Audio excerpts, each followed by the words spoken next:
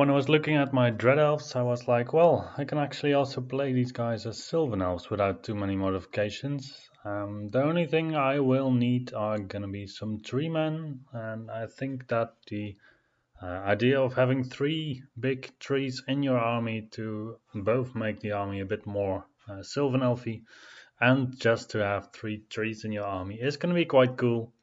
And I wanted to mix it with the idea that I still had already for a long time, that I wanted to incorporate some LEDs in some models in some shape, way, or form at any point in my hobby gaming career. So this was, according to me, the best opportunity I would get, because I'm not going to do any 40k, or at least I'm not intending to do so. And Treeman, well, with some magical light, I thought that they could work quite well. Now these are some pictures of the guys. So on the left I have a guy with a bit of a whip. In the middle I have Draika with a sword.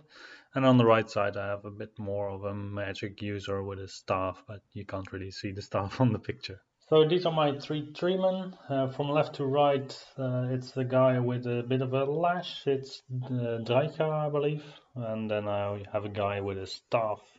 So it's quite an awesome staff for a mage. I think I'm gonna run two of them, most notably these two, as just normal Tree Fathers, and then the guy with the staff is gonna be my Tree Father Ancient. Or alternatively, if I'm gonna play with an Avatar of Nature, I think it's gonna be this guy, because he looks the most combat-y out of all of them. So I got them all through second-hand deals at various prices. I mean, I really wanted to bash them up a bit anyway.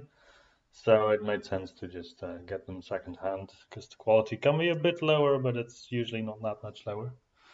So what I did for the batteries is that I have this base which is actually quite thick. So it's 3 times the size or 3 times the thickness of a normal base, I would say. And then in the backside you can see that there's a slot, and in this slot there's an option of putting in the battery. So if you put in the battery, then suddenly the model begins to glow, and each of them has a bit of LED. So the one here on the left has some LEDs in his eyes, and also here on the bottom part, on the back, maybe you can see it if I tilt it a bit, there is the light coming from.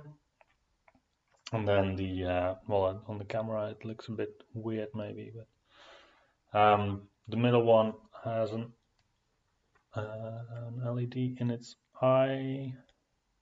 There we go.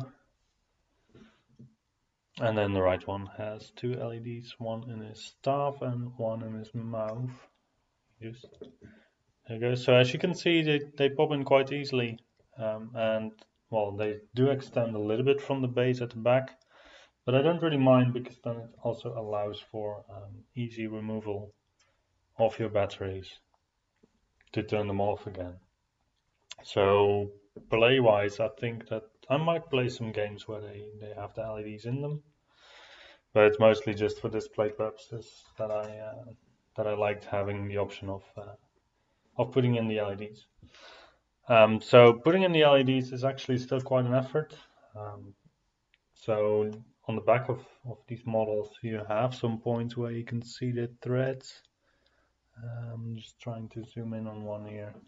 So this one has a bit clearer threads, I would say. You can see it here now in the middle of the screen. So you have this it's still a little bit metal. Also here at the base, you can see one very thin wire going up. These wires are really, really thin, and they have been coated with some kind of resin, I believe, to make them isolated. So they can actually run next to each other as the positive and the negative wire. The thing is that they don't really stick to paint that well, so I don't know if I had to actually pre-treat them, but you don't really see them if you don't pay a lot of attention to them anyway. So to me, it doesn't really make a lot of difference. But yeah, I also try to just disguise them a little bit from the view, because you don't really see them that well, I would say. For some, I really have to look where they actually are on the model. And because I know where they are, more or less, I kind of know where to look for them, but otherwise, yeah, you can hide them quite well, I would say. So for 4,500 points, the list would then look something like this. So here in the front we have two characters on foot. One is the BSB, the other is a druid. Then we have one of these Treemen. It's going to be then the Treemen Ancient. So probably the one with the staff, because he looks a bit more like magic aligned. And then we have, well, obviously the other two Treemen. We have 3x10 archers, which are represented by the crossbowmen. We have some heath riders in the shape of dark riders. We have the spearmen forest guard. We have some blade dancers, which are going to be witch elves on the other side. And then we have 2x8 wild huntsmen. So I mean, Cold War Knights as Wild Huntsman is maybe a bit of a stretch, but it's the only thing in the list that is really a little bit different. So it's something for my opponent to keep track of. And then I still have some scouts that can function as the pathfinders. So with that, I think that I can still represent Sylvan Elves quite nicely on the table with my Dread Elves models.